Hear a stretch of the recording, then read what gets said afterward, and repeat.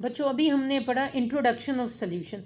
अब हम पढ़ेंगे सॉल्यूशन के एक्चुअली कंपोनेंट्स कौन कौन से हैं और सॉल्यूशन की प्रॉपर्टीज़ क्या होती हैं। A solution is a homogeneous mixture of two और more substances. The boundaries of the solution component cannot be distinguished. That is, solution exists as one phase.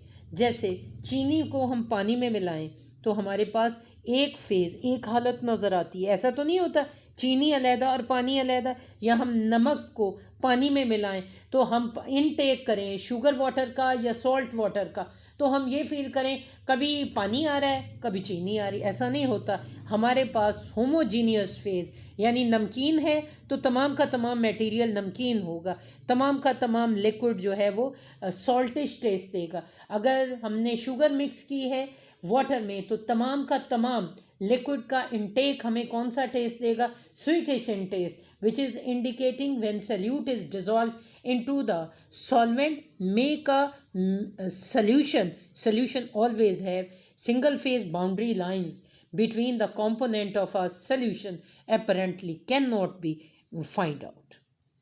Examples of solution: air we breathe is a solution of different gases.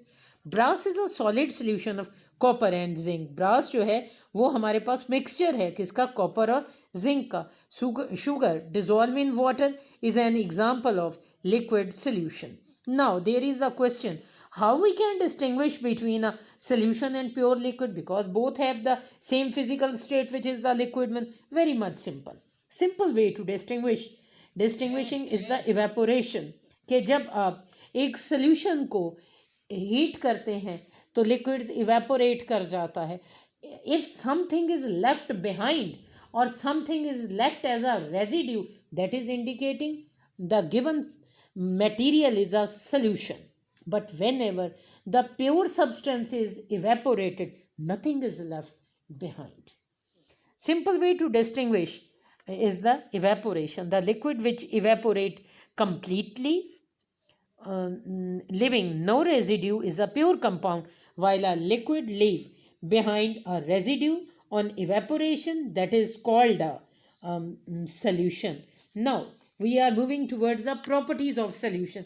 Solution में क्या properties होती हैं? Solution shows the properties of components. जैसे पानी में नमक डाला तो जायका नमकीन हो गया, पानी में शुगर डाली तो जायका स्वीट हो गया. Second property of a solution, it has variable composition. आपकी मर्जी है, आप एक ग्लास शरबत की तैयारी में चाहें तो एक ग्लास में 1 स्पून शुगर मिक्स करें, आपकी मर्जी है. आप 2 स्पून शुगर 1 ग्लास वाटर में मिक्स करें, या आप 3 स्पून शुगर 1 ग्लास में मिक्स करें, which is indicating the composition of the solution is variable. It is always transparent though it may be colored. solution हमेशा ट्रांसपेरेंट शफाफ होगा, अगरचे ये जो है किसी रंग का ही क्यों ना हो, ये हमेशा रंगीन भी होगा तो शफाफ हो. जैसे सॉल्यूशन हम बनाते हैं, एक इम्पॉर्टेंट जो है वो शॉर्ट क्वेश्चन अक्सर आ जाता है, what do you mean by aqueous solution. तो aqueous mean water. The solution which is formed by dissolving a substance in water is called an aqueous solution. वो solution जिसका solvent water हो वो कहलाता है aqueous solution. Aqueous solution contains greater amount of water. Aqueous solution में पानी की बहुत ज़्यादा वाफिर मिकदार पानी की होती है. Water is called a universal solvent.